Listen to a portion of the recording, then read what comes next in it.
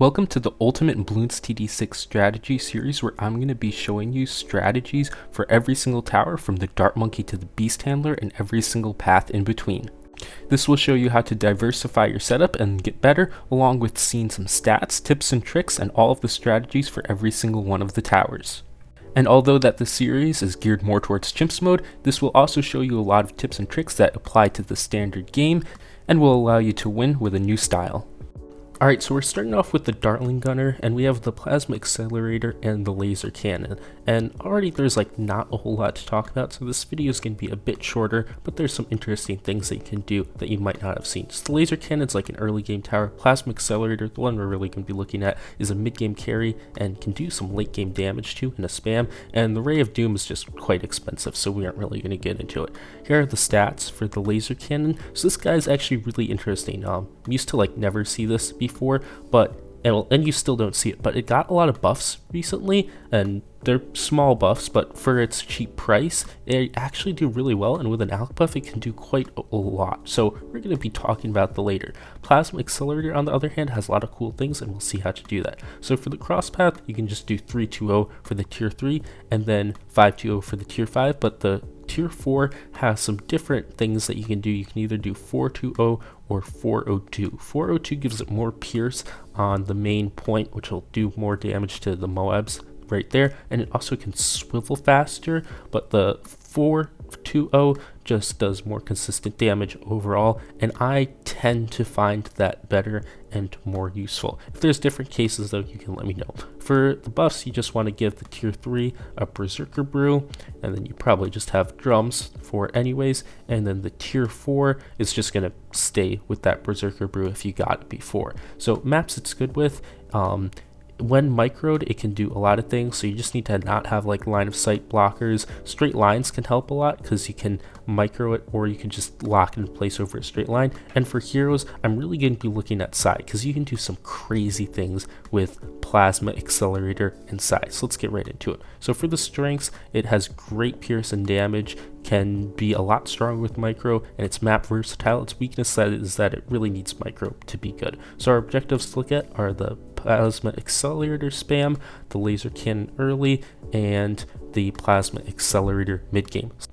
So for this run, we're going to be taking a look at just getting the Plasma Accelerator and doing a crazy mid game with it. So you can do it with Psy. It's very, very effective with Psy. If you're on a expert or even advanced map, you can push way into the late 80s up to around 90 with just Psy and a Plasma Accelerator with a little bit. This will allow you to do pretty massive save ups with micro, and even with minimal micro you can go pretty far and do very well with it and do a lot of stuff. But I'm going to be using Azili here.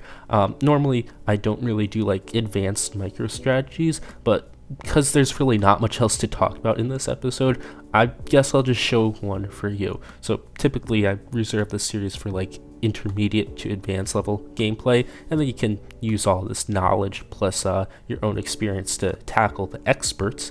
But this one will be a little bit of an advanced tip that you won't see anywhere else. So it's going to be using Azili with the Plasma Accelerator, another great combination, but requires a lot of skill and a lot of timing. So I'm just going to get some basic stuff. We'll have this reactor up here, and we'll have the Plasma Accelerator back there. We'll do a bunch of micro, and the whole idea is to do hex jumping, where you have hex go off on first, and you use the Plasma Accelerator to damage the first Moabs just ever so slightly more, so the hex can literally go straight down the line and take out everything in one go. I'll show you what that looks like a bit later, but it's a pretty cool thing that you can do. Anyways, let's talk about this laser cannon now. So it's actually kind of strong, and I found it to be way better than I expected. So I'm just gonna go as an example, see how long this combination could do. And mind you, Azili's not really doing much of anything right now. We just have our reactor with an alc buff, and then the laser cannon with an alc buff. So recently it got +2 Moab damage, so it does quite well against the Moabs. It also has decent pierce and decent damage. Now this is only really good in up to round about 63. After there it falls off. So this is not the greatest thing in the world, but if you want some just mid-game damage or some early game damage, and you have like a nice straight line on a pretty easy map, you won't really find good uses for it in like later harder maps. But on some easier maps like this downstream, you could do quite a lot with it. And this thing's kind of cheap. We're doing a huge save up. We already have 30k now, and our hero isn't even really doing much of anything.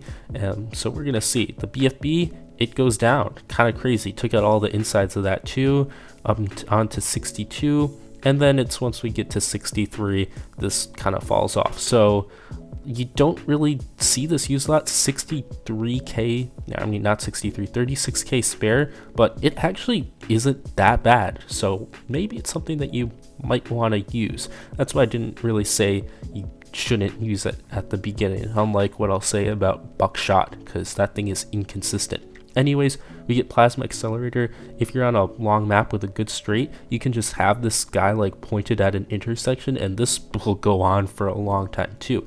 This also is a pretty strong tower. On harder maps, you won't really be able to do this, but you can micro it around and do a lot. So anyways, let's take a look. We already have 65k spare. That was a tongue twister for no reason. But as you can see there, I did the hex jump. So I have Azili on first, and use it at the right time. They are pretty much all going to go down one by one. It doesn't last forever, so I didn't really time it to get the last two. You could do all in one, but I didn't really properly time it. And this thing also isn't good against super ceramics. You kind of can tell that. So I just got an Arctic Wind at the end there to grab all that stuff, clean it up.